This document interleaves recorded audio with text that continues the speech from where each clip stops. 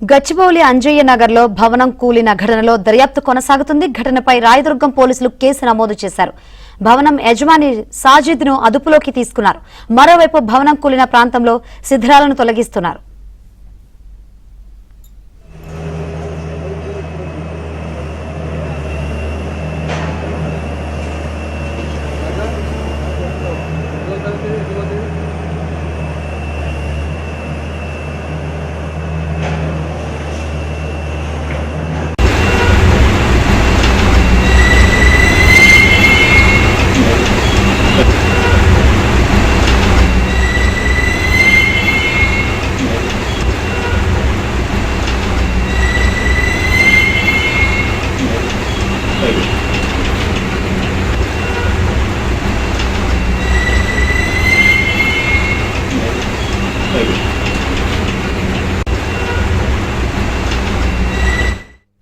గచ్చిబౌలి అంజయ్య నగర్ లో భవనం కూలిన ఘటనలో దర్యాప్తు కొనసాగుతుంది. ఘటనపై రాయదుర్గం పోలీసులు కేసు నమోదు చేశారు. భవనం యజమాని సాజిద్ ను అదుపులోకి తీసుకున్నారు. మరోవైపు భవనం కూలిన ప్రాంతంలో శిథిలాలు తొలగిస్తున్నారు.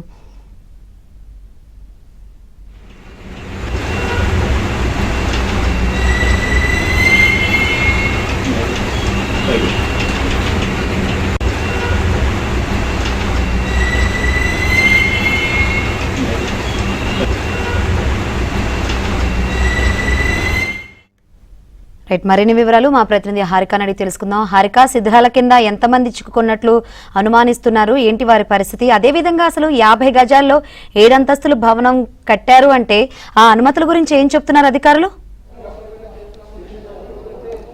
రైట్ శంకరి, ఈ అంజయ్య నగర్లో జరిగిన ఈ ఘటన మాత్రం ఖచ్చితంగా ఇది ఒక కనువిప్పు అనే చెప్పుకోవాలి. ఎందుకు అనంటే ఇది దాదాపు 38 గజాల్లో ఇంకొంచెం అటు ఇటు అని చెప్పి కొంచెం కబ్జా చేసి పూర్తిగా 48 గజాల్లోనే ఈ 7 అంతస్తుల బిల్డింగ్ కట్టడానికి ప్రయత్నించారనేది ఇక్కడ తెలుస్తోంది. అంటే ఈ సాజిద్ ఎవరైతే ఉన్నారో ఇతనికి ఇంతకు ముందు కూడా ఇలాంటి బిల్డింగ్స్ కట్టే అనుభవం ఉంది అని చెప్పేసి కూడా చెప్తున్నారు స్థానికులు.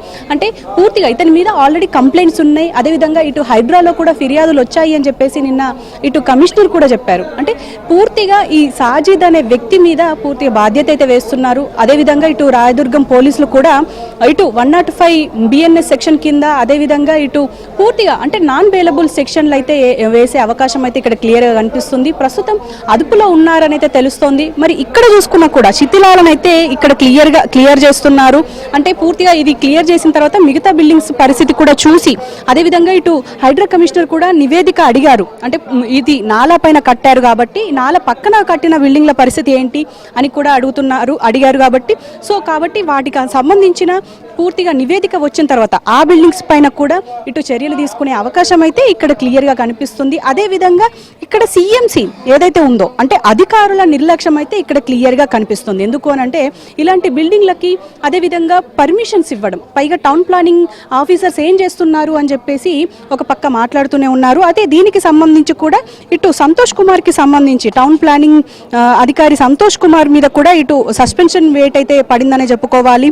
నిన్న ఇటు కమిషనర్ సిఎంసి కమిషనర్ కూడా ఇటు సృజన ఆయన పైన ఇటు నివేదికను కూడా తీసుకొని అదేవిధంగా ఆయన పైన సస్పెన్షన్ అయితే ఇచ్చారు. ఆయన ఇప్పుడు విధులకు రావద్దు అని చెప్పి ఆల్రెడీ ఒక పక్క క్లియర్గా చెప్పేశారు.